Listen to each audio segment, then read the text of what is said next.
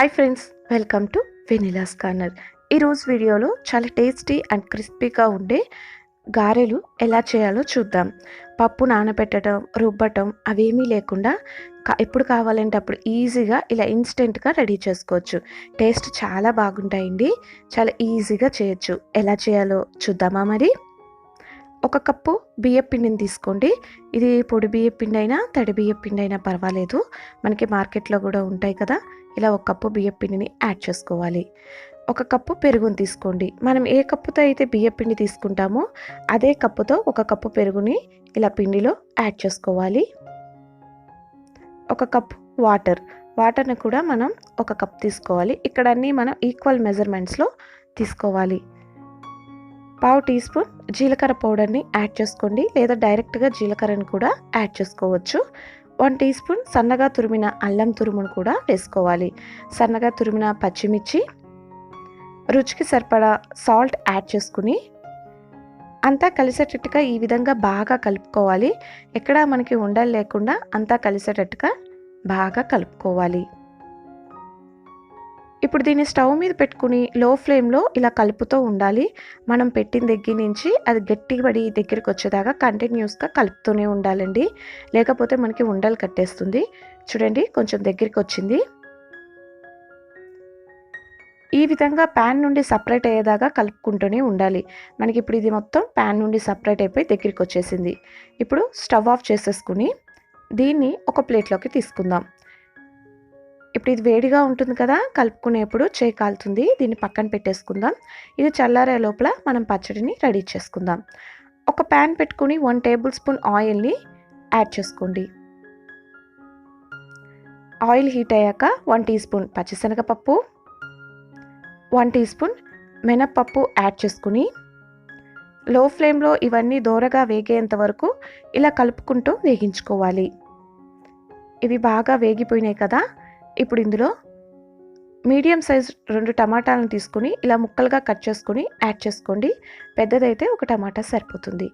ఒక medium size ఉల్లిపాయను తీసుకుని ఇలా ముక్కలుగా కట్ చేసుకుని యాడ్ చేసుకోవాలి. ఇదంతా బాగా కలిసేటట్టుగా ఇలా కలుపుతో వేగించుకోవాలండి.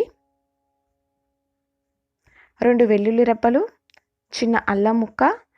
ఈ పచ్చిమిరపకాయలు అనేది మనం తినే కారాన్ని బట్టి చూసుకుని తీసుకోవాలి. నేను ఇక్కడ 2 పచ్చిమిరపకాయలను తీసుకున్నాను. ఇలా ముక్కలుగా విరుచుకొని వేసుకోవాలి. పావు టీ స్పూన్ పసుపు యాడ్ చేసుకుని అంతా కలిసేటట్టుగా ఈ విధంగా కలుపుతో బాగా మగ్గనివ్వాలండి. కొంచెం చింతపండుని చిన్న రెబ్బ యాడ్ చేసుకుని అంతా కలిసేటట్టుగా బాగా కలుపుకోవాలి. ఇదంతా మనం లో ఫ్లేమ్లోనే చేసుకోవాలి. వీటిని బాగా మగ్గనివ్వాలండి. లో ఫ్లేమ్లోనే మగ్గనివ్వాలి. చూడండి, మనకి ఈ విధంగా టమాటా అనేది మగ్గితే సరిపోతుంది. తెలుస్తుంది కదా, ఈ విధంగా ఉండాలి. ఇప్పుడు స్టవ్ ఆఫ్ చేసుకుని దీన్ని బాగా పూర్తిగా చల్లారనివ్వండి. చల్లారిన తర్వాత ఈ మొత్తాన్ని కూడా ఒక మిక్సీ జార్లోకి యాడ్ చేసుకోవాలి. మనం వేగించిన పచ్చిమిర్చి, టమాటా అన్నీ కూడా. రుచికి సరిపడా సాల్ట్ని కూడా యాడ్ చేసుకుని వీటి మొత్తాన్ని కూడా బాగా మెత్తగా పేస్ట్ లాగా గ్రైండ్ చేసుకోవాలి. చూడండి, మనకి పచ్చడి అనేది ఈ విధంగా ఉండాలి. ఇందులో మనం వాటర్ ఏమీ యాడ్ చేయలేదు. ఈ విధంగా ఉంటే సరిపోతుంది. ఇప్పుడు దీన్ని ఒక బౌల్లోకి తీసేసుకుందాం. ఇప్పుడు ఈ పచ్చడిలోకి పోపును రెడీ చేసుకుందాం. దీన్ని పక్కన పెట్టుకుని 1 టేబుల్ స్పూన్ ఆయిల్ని యాడ్ చేసుకుని ఆయిల్ హీట్ అయ్యాక 1 టీ స్పూన్ ఆవాలు, 1 టీ స్పూన్ జీలకర్ర, 1 టీ స్పూన్ పచ్చిశనగపప్పు, 1 టీ స్పూన్ మినప్పప్పు యాడ్ చేసుకుని ఇలా కలుపుతో బాగా వేగించుకోవాలి. మనకి ఆవాలు చిటపట్లాడేదాకా ఇలా వేగించుకోవాలండి. చూడండి, ఆవాలు చిటపట్లాడిపోయినాయి. ఇప్పుడు కొంచెం కరివేపాకు, ఒక ఎండుమిరపకాయ వేసుకుని బాగా కరివేపాకు క్రిస్పీగా అయ్యేంత వరకు ఇలా కలుపుతో వేయించుకోవాలి. పావు టీ స్పూన్ ఇంగువని యాడ్ చేసుకోండి. యాడ్ చేసుకుని ఈ విధంగా మొత్తం కలుపుతో వేగించుకోవాలి. మీకు ఇక్కడ కావాలంటే వెల్లుల్లిపాయలు కూడా యాడ్ చేసుకోవచ్చు. ఇప్పుడు ఈ పచ్చడిలో పోపుని యాడ్ చేసుకోవాలి. అంతేనండి, మనకి పచ్చడి అనేది రెడీ అయిపోయింది. ఈ చట్నీ అనేది చాలా టేస్టీగా ఉంటుంది, చాలా బాగుంటుంది. మనం దోశల్లో అన్నిట్లో కూడా వేసుకోవచ్చు. ఇప్పుడు మనం చేసి పెట్టుకున్న పిండిని ఈ విధంగా బాగా కలుపుకోవాలండి. ఫస్ట్ ఎక్కడ ఉండలు లేకుండా అంతా ఒక ముద్దలాగా వచ్చేటట్టు కలుపుకొని సన్నగా తరిగిన ఉల్లిపాయ ముక్కలను ఒక కప్పు యాడ్ చేసుకోండి. సన్నగా తరిమిన కొత్తిమీరను కూడా యాడ్ చేసుకుని అంతా కలిసేటట్టుగా బాగా కలుపుకోవాలి. ఇందులో మనం ఏమీ వాటర్ని యాడ్ చేయవలసిన అవసరం లేదు. ఈ విధంగా పిండి మొత్తాన్ని కూడా బాగా కలుపుకోవాలి. 1 టీ స్పూన్ ఆయిల్ని చేతిలో వేసుకుని ఈ విధంగా అప్లై చేసుకోండి. ఇలా చేసుకోవడం వల్ల మనం ముద్దగా చేస్తున్నప్పుడు పిండి మన చేతులకు అతుక్కోకుండా ఉంటుంది. ఇప్పుడు మనకు కావాల్సినంత సైజులో పిండి ముద్దను తీసుకుని వీడియోలో చూపించిన విధంగా ఇలా రౌండ్గా ప్రెస్ చేస్తూ బాల్ లాగా చేసుకోవాలి. మనకు కావాల్సినంత సైజులో ఇలా చేసుకోవాలి. ఇప్పుడు దీన్ని ఈ చేతిలో పెట్టుకుని ఇంకొక చేతితో ఈ విధంగా ప్రెస్ చేయాలి. మీకు వీడియోలో చూపించిన విధంగా చేయండి, బాగా వస్తుంది. ఇప్పుడు చేతిని తడి చేసుకుని ఈ విధంగా హోల్ చేసుకుని మొత్తం రౌండ్గా వచ్చేటట్టుగా ఇలా రౌండ్గా చేసుకోవాలి. ఈ విధంగా వడల్ని చేసుకోవాలి. నేను మీకు ఇంకొకటి చేసి చూపిస్తాను. ఈ విధంగా పిండి ముద్దను తీసుకొని రౌండ్గా చేసుకోవాలి. మనకి ఏ సైజులో కావాలంటే ఆ సైజులో చేసుకోవచ్చండి. ఇప్పుడు దీన్ని 2 చేతుల మధ్య పెట్టి ఇలా ప్రెస్ చేస్తే ఈక్వల్గా వస్తుంది. ఇప్పుడు దీని మధ్యలో వాటర్తో ఫింగర్ని తడి చేసుకుని ఇలా రౌండ్గా చేసుకోవాలి. ఇదే విధంగా మిగిలిన పిండి మొత్తాన్ని కూడా ఇలా వడలుగా చేసుకుని తీసుకోవాలి.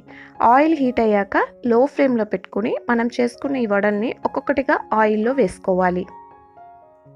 వేసిన వెంటనే కదపకూడదండి, పచ్చిగా ఉంటాయి కదా, విరిగిపోతాయి. అందుకని ఒక 1 మినిట్ వీటిని బాగా వేగనివ్వాలి. ఇక్కడ మనం లో ఫ్లేమ్లో పెట్టుకుని మాత్రమే వేగించుకోవాలి. 2 వైపులా ఈవెన్గా వేగేటట్టుగా ఇలా రెండో వైపుకి తిప్పుకుంటూ వేగించుకోవాలి.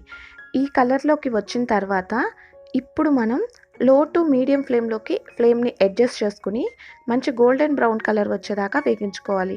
ఇలా కలర్ వచ్చిన తర్వాత వేగించుకుంటేనే బాగా క్రిస్పీగా వేగుతాయి. చూడండి, ఇవి మనకి బాగా వేగిపోయినాయి. ఇప్పుడు వీటిని ఆయిల్లోంచి తీసేసుకుందాం. ఫస్ట్ ఇలా ఒక జాలి గరిటెలో వేసుకోవడం వల్ల ఆయిల్ మొత్తం కిందకి దిగిపోతుంది. మనకి ఈ వడలకి ఎక్కువగా ఆయిల్ లేకుండా ఉంటుంది. ఈ కలర్లో ఉంటే సరిపోతాయి, క్రిస్పీగా చాలా బాగుంటాయి. వీటిని ఇప్పుడు ఒక ప్లేట్లోకి తీసేసుకుందాం. నేను ఇంకొన్ని వేసి చూపిస్తానండి. ఒక్కొక్కటిగా ఇలా ఆయిల్లో వేసుకుని వెంటనే కదపకుండా ఒక 1 మినిట్ వేగనివ్వండి. ఇప్పుడు వీటిని రెండో వైపుకి తిప్పుకుంటూ మొత్తం ఈవెన్గా అన్నీ వేగేటట్టుగా ఇలా కలుపుకుంటూ వేగించుకోవాలి. చూడండి, బాగా మంచి కలర్ వచ్చాయి, క్రిస్పీగా వేగిపోయినాయి. ఇప్పుడు వీటిని ఆయిల్లోంచి తీసేసుకుందాము. ఇదే విధంగా మిగిలిన వాటన్నిటిని కూడా వేగించుకొని తీసుకోవాలండి. అంతేనండి, టేస్టీ అండ్ క్రిస్పీ వడలు రెడీ అయిపోయినాయి. చాలా బాగుంటాయండి, చాలా ఈజీగా చేయొచ్చు. పప్పు నానబెట్టడం, రుబ్బటం ఇవేమీ లేకుండా ఎప్పుడు తినాలనిపిస్తే అప్పుడు రెడీ చేసేసుకొని తినేయచ్చు. చాలా బాగుంటాయి, పైనకి క్రిస్పీగా లోపల సాఫ్ట్గా సూపర్గా ఉంటాయి. మీరు కూడా తప్పకుండా ఈ రెసిపీని ఒకసారి ట్రై చేసి మీకు ఎలా వచ్చిందో నాకు కామెంట్ చేసి చెప్పండి. ఈ వీడియో మీకు నచ్చినట్లయితే లైక్ చేసి మీ ఫ్రెండ్స్కి షేర్ చేయండి అండ్ మన ఛానల్ని సబ్స్క్రైబ్ చేసుకోండి.